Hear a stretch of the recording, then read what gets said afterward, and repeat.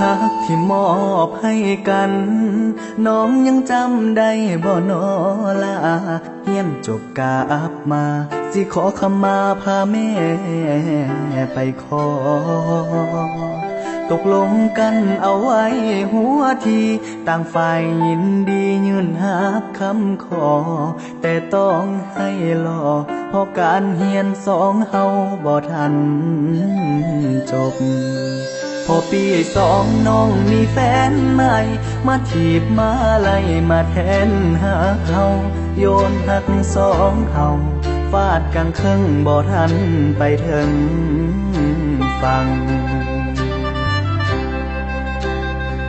แอบคบกันตอนใดไปมีกันหรือยัง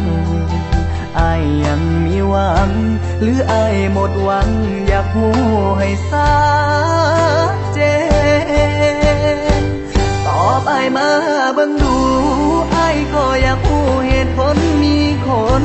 อื่นอายบ่อยากฝืนแต่ฐานะคนเคยหักกันสัญญาหักมอบให้กันไว้บ่มีความหมายเห็นบ่สำคัญหากต้องการเลือกจบหักกันอ้ายก็ยินดีพอเดาออกว่าไอ้ต้องทำใจแต่ที่เหตุไปอยากให้ทบทวนคืนบ่แม่นอ้ายฝืน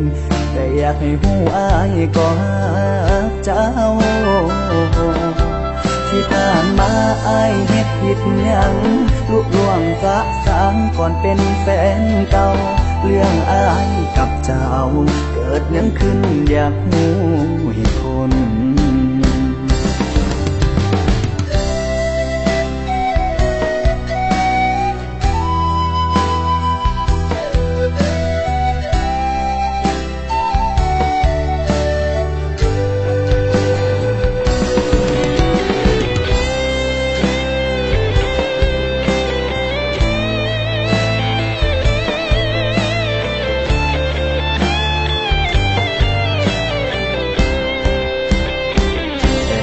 กันตอนใด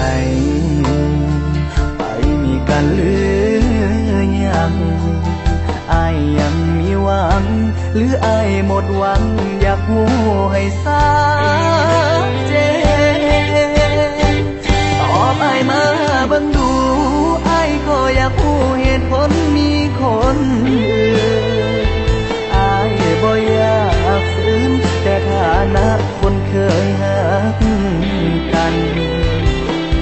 สัญญาหักมอบให้กันไว้